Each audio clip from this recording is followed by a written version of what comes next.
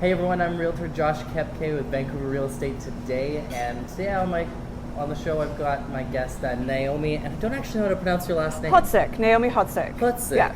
What's the origin from that? It's Polish. Polish, okay. Yeah. So we've got Naomi Chocyk from the People's Party of Canada running for the Vancouver Granville riding.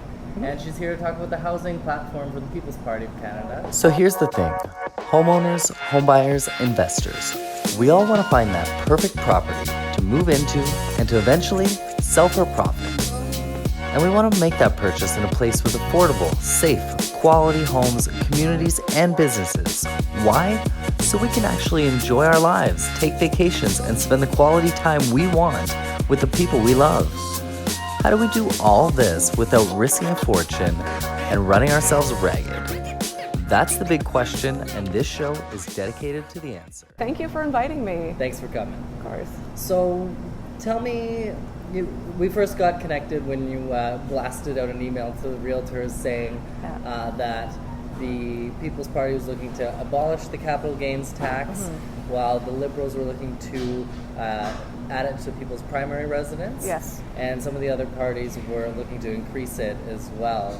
So why don't we get started by saying, getting into where the housing platform, and let's start with capital gains tax, differs for the People's Party. Okay. Well, what I maybe want to clarify first is because we believe that we want to respect the Constitution, and housing is a jurisdiction of the provinces and municipalities. But that being said, our economic platform is going to be very helpful for the real estate market and for people to have freedom to have their own homes instead of having to rely on or rely on the promises of the other governments for national housing strategies and co-op housing. So you're saying that the People's Party is different in that you guys are not advocating for any federal support of housing, whereas a lot of the other parties are saying, yeah, let's get the government back into housing. You guys your party is taking the opposite approach. Well, what happens when you remove that red tape? So what we're advocating for is instead of having the GST coming to the head central government, we want to have the provinces keep those tax points and have the ability to do what's necessary for that region. Every region in Canada, like the reason federalism works, it's such a large region or such a large country, each region is going to have its own needs, and we can't have a blanket solution for every province and territory. Okay. Yeah, so that's going to leave, instead of having that extra bureaucracy and red tape at the central government, then it's going to go straight to the provinces. You're actually going to have more money to be able to take care of those social needs. So what does that look like in Vancouver, where we have or at least we like to think we have the worst housing crisis compared to all the other provinces and municipalities? So that's where our economic policy comes in. Okay. Yeah, we want to change the income tax structure so that right now there's 5 classifications. We want to bring it down to 2. So it's zero taxes until $15,000, and then from $15,000 to $100,000, it's 15%, and anything over that is 25% for income tax. Okay. Okay. So where is that seems like a lot of tax money is going to be, let's use the Conservative Party's lines of more money in my pocket. That sounds like a lot more money in a lot of different people's pockets. Exactly, right. So that's going to really help with affordability, and also what one of the things I blasted to you is about the capital gains tax. So with that being taken away, which as I was mentioning too, so the NDP wants to increase that to 75% to pay for all their social programs. The Green Party wants to charge it or tax it as an income. However, with our party, so when you take away that capital gains tax, then there's more like encouragement for people to sell their homes as well, and not to be like right now, taking half of that profit is going to be paid in taxes, but investments as well. So we want to encourage more investment in Canada, rather than having that investment leave, because our tax structure it's not. We need to make it attractive and something that people want to. It's like the regulatory regimes as well are keeping people from investing in Canada and from builders from building more housing supply. Okay, so as a realtor, I find some of that really tempting and appealing. Yeah. I just lost well, it's not lost yet, but a listing appointment I had on the weekend. It sounds like they may not actually list their property now because having it being a new construction project that they've just completed on and finding it maybe a little bit too small and not suited to their needs.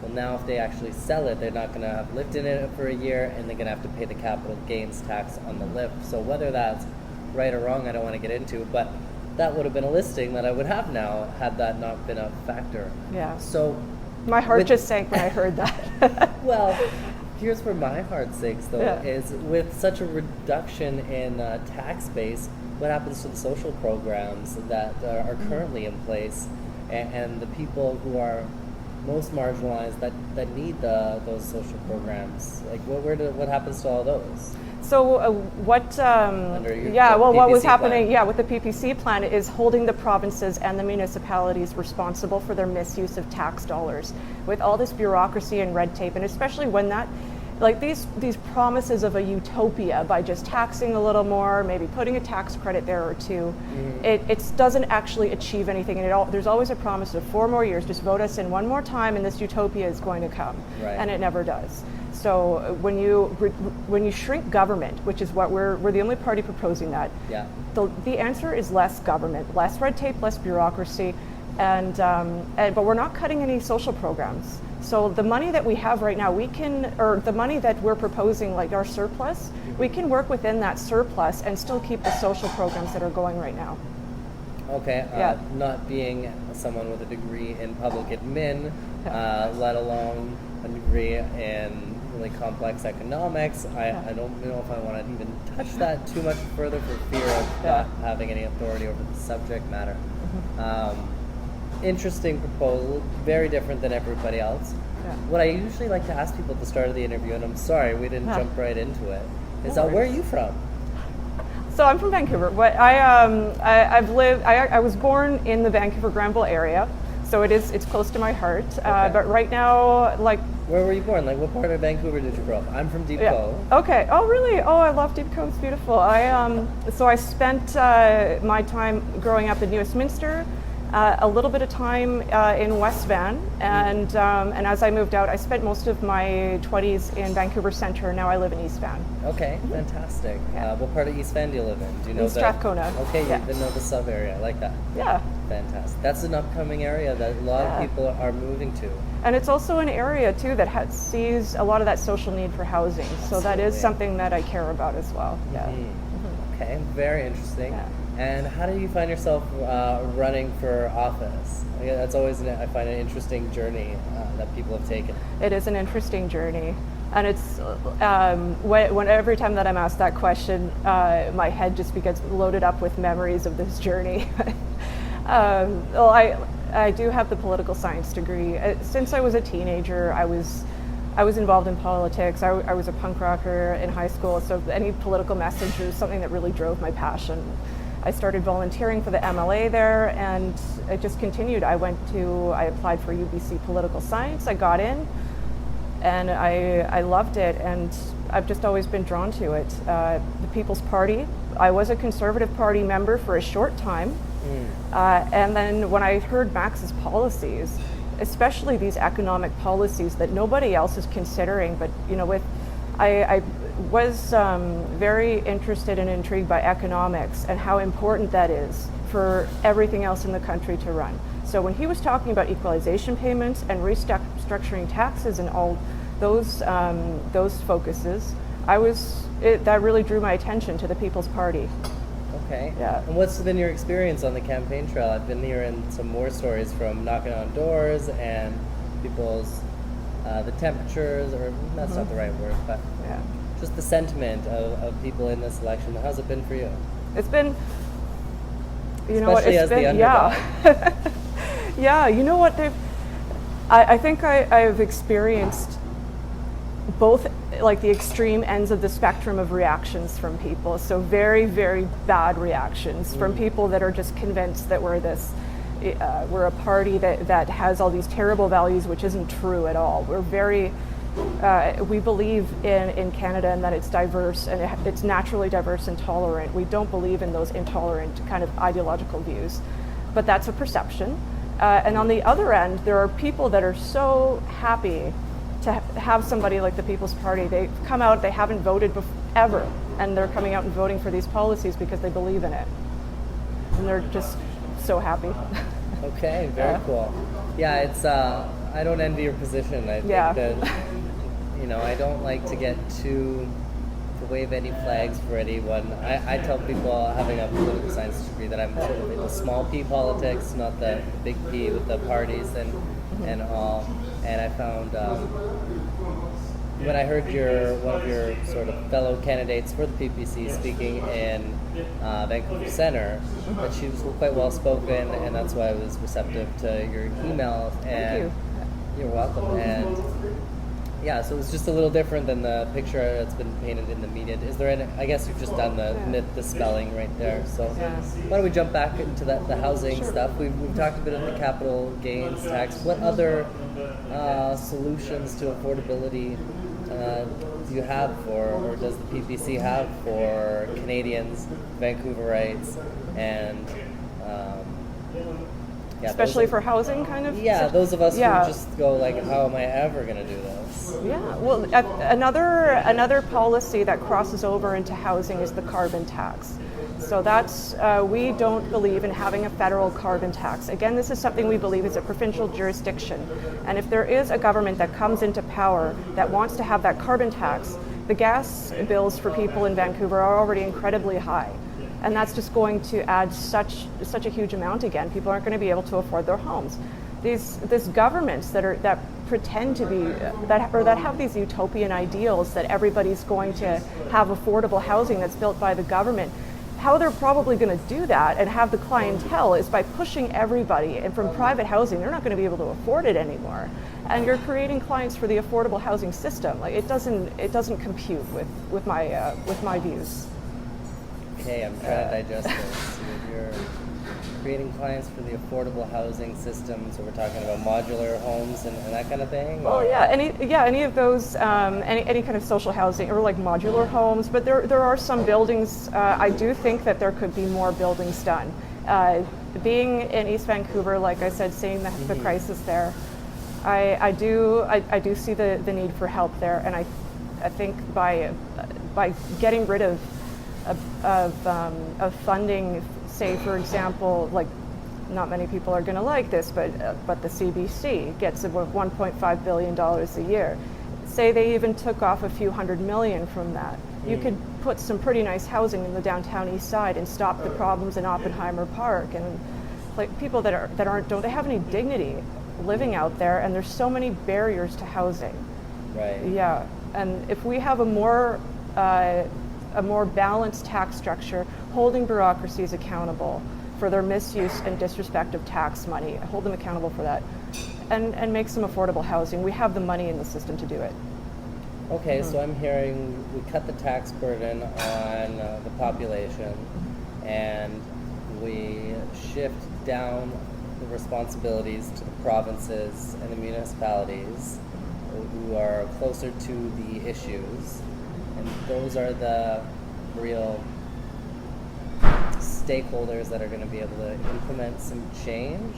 Yes. Okay. Yeah. And you know, I have a lot of faith in the private sector too. Does that mean more funding for the provinces and municipalities? Who's going to pay?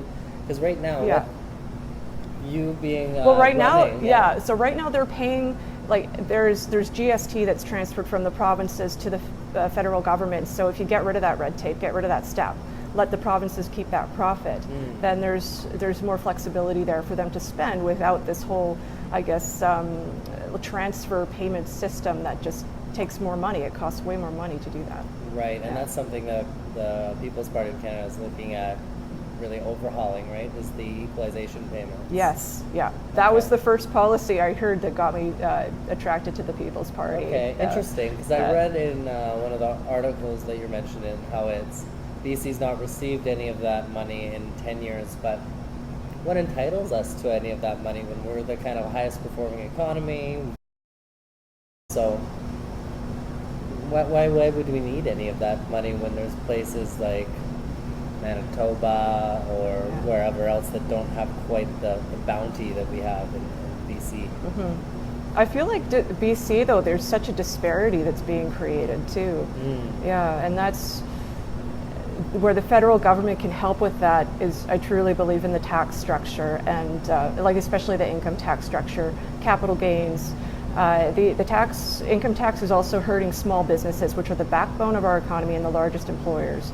If we can reduce their taxes, we could allow them to invest even more, to hiring people, giving them higher wages.